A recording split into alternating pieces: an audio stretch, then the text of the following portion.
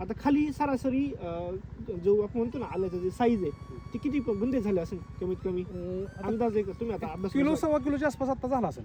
झाला असेल 1 किलो तर आरामात झाला. 1 किलो झाला असेल म्हणजे साईज पण चांगली भेटू साईज चांगली भेटू लागली. मी शेणखत घालून कृषी आलं पीक केलेलं त्याच्यापेक्षा आता हे रिझल्ट मला चांगला वाटतो.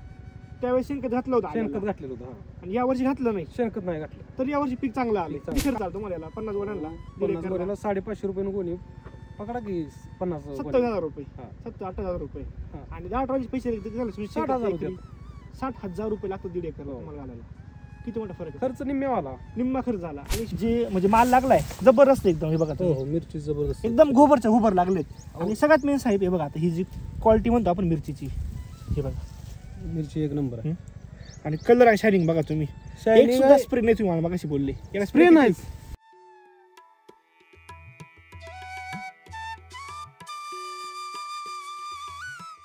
साहेब नमस्कार. नमस्कार. तुमचं नाव आणि इथला ऍड्रेस सांगा ना.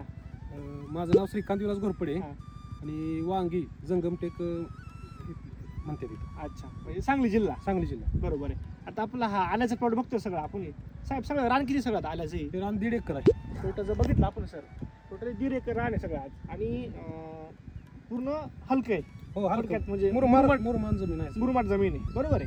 मला सांगा साहेब आज आपण हे आलं पीक केलंय साधारण आज प्लॉटला दिवस किती झाले म्हणजे किती महिन्यात प्लॉट झाला आपला 3.5 महिने झालेत आता. टोटल हा 3.5 महिन्याचा प्लॉट झाला बरोबर आहे. आणि आज जर प्लॉटची आपण ग्रोथ जर बघितली सर खालपासून बघा तुम्ही बघा खालपासून बघा फुटवे किंवा खालची जी पानं वगैरे वरती बरोबर आहे की नाही जबरदस्त आहे. आज सरासरी किती फूट हाईट असेल आज जमिनीपासून 3.5 फूट 3.5 फूट हाईट आहे टोटल आज बघितलं आपण तर म्हणजे आपल्या जवळपास आपण कमरा एवढा खाली भर लावली तुम्ही आज किती भर लावले याला 3 भरी झालेत आतापर्यंत 3 भरी झाले. आता मला सांगा साहेब लागवडीपासून तुम्ही याला काय काय वापरलं थोडी आम्हाला माहिती द्या बरं.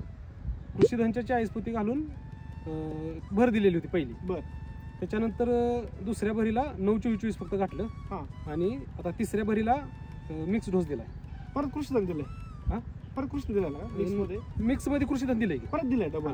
मग सरासरी एकरी किती बॅग गेला कृषीधनच्या आपल्या आता लागवडीपासून आता त्याला 50 बॅग झाल्या टोटल 50 बॅग झाल्या. किती एकरला 1.5 एकरला मग सरासरी तुमच्या किती 30 बॅग गेल्या 30 बॅग एकरी पडल्या. काय वाटतं रिपोर्ट तुम्हाला 30 बॅग तुम्ही आज कृषीधन दिलंय. आता मी ह्याच्या मागच्या वर्षीच का नाही आलं केलेलं. तुम्ही आलं पीक किती वर्षापासून करताय. मी 3-4 वर्ष झालं करताय. त्या वर्षीचं पीक आणि या वर्षाचं पीक काय अनुभव आहे. मी शेणखत घालून कृषी आलं पीक केलेलं त्याच्यापेक्षा आता हे रिझल्ट मला चांगला वाटतो. त्यावेळेस शेणखत घातलं होतं आणि या वर्षी घातलं नाही शेणखत नाही घातलं तर या वर्षी पीक चांगलं आलं का बरं. आता दुसरं म्हणजे बाकीची खतं वापरलेलीच होती फक्त आता कृषीधन जास्त वापरलं. शेणखत थांबवलं कृषीधन शेणखत एकरी 10 टोल्या घालतात लोक. किती खर्च 10 टोल्या तुम्हाला 10 टोल्याचा झाला 50-60 हजार खर्च येतोय. आणि आज किती खर्च आला तुम्हाला 50 गोण्यांना 550 रुपये गोणी पकडा की 70,000 रुपये 70-8,000 रुपये आणि 10 टनाचे पैसे किती झाले 60,000 रुपये लागतात 1.5 एकर तुम्हाला घालायला. किती मोठा फरक खर्च निम्मा खर्च झाला आणि शिवाय पीक वाढ चांगली आहे. मला गेल्या वेळेस असा फुटवा नाही मिळाला. आता खाली सरासरी जो आपण म्हणतो ना आल्याचं जे साईज आहे ती किती बुंदे झाले असेल कमीत कमी अंदाज आहे का तुम्ही आता अभ्यास किलो सव्वा किलोच्या आसपास आता झाला असेल.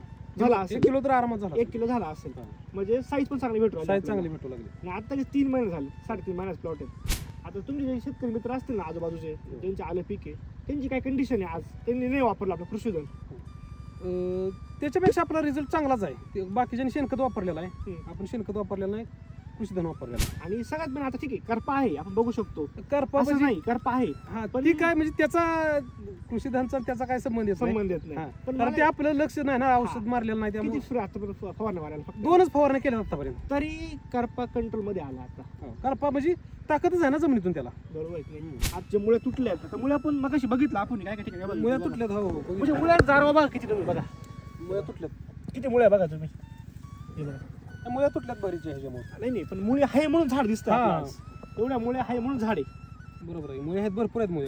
तर आपले शेतकरी मित्र आहे जे आता SBT त्यांना वापरायचंय इच्छा होत नाही किंवा मग घाबरताय वापरू का नको भेटतील का नाही नवीन वापरताना लोक भेटतात बरोबर आहे की नाही.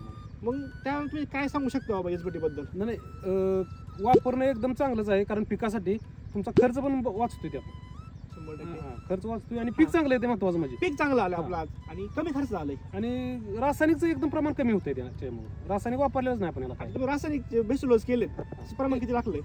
प्रमाण एकदम नगण्य. 6 पोती 9 फक्त घातले याला 1.5 एकरला. 1.5 एकरला. इतर वेळेस किती वापरायचे तुम्ही? भरपूर वापरा. 20-20 पोती लागवड घालायचं तेव्हा तरी काय एवढा रिझल्ट नाही. आता तुम्ही हे आलं पीक आहे त्यात तुम्ही आंतरपीक पण काही मिरची लावलेली आहे. हा मिरची घेतलेली. किती झाडे लावली सगळे तुला 1.5 एकर मध्ये? 1.5 एकरात आपण 1500 झाड लावली. 1500 हुंडी लावली बरोबर आहे. आता बघू शकतो मध्ये मध्ये दिसतंय ते आलं, म्हणजे आता आलं मोठं दिसत नाही ते, पण ही बघू शकतो आपण. आज याची जी मिरचीची लागण आहे, जे म्हणजे माल लागलाय जबरदस्त एकदम. हे बघा हो मिरची जबरदस्त एकदम गोबरच्या गोबर लागलेत. आणि सगळ्यात मेन साहेब हे बघा, आता ही जी क्वालिटी म्हणतो आपण मिरचीची, हे बघा मिरची एक नंबर आहे. आणि कलर आणि शायनिंग बघा तुम्ही. एक सुद्धा स्प्रे नाही तुम्ही मला मगाशी बोलले.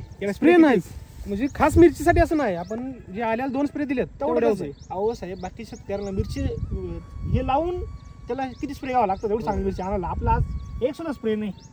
कारण त्याच्यासाठी आपण असं काही केलेलं नाही. कुठला रोग आहे तुला वाटतं का तुम्हाला?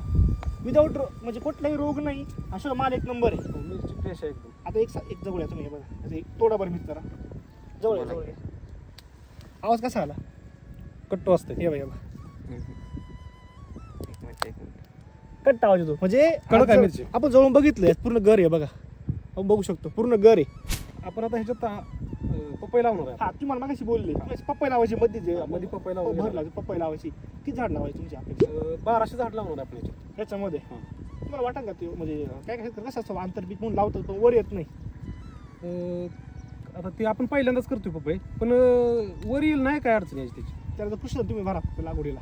भरणार पहिल्यांदाच भरणार आहे. लागवडीला भरा. खड्डा काढणार आहे का नाही, त्या खड्ड्यात आपण कृषीधन भरूनच रोप लावणार आहे. ठीक आहे मग काय अडचण नाही. एक तुमचा एक मोबाईल नंबर सांगा, जेणेकरून आपले शेतकरी मित्र आहे त्याला तुम्हाला कॉन्टॅक्ट करू वाटला बाबा, त्याचा एक मोबाईल नंबर सांगा तुमचा मला.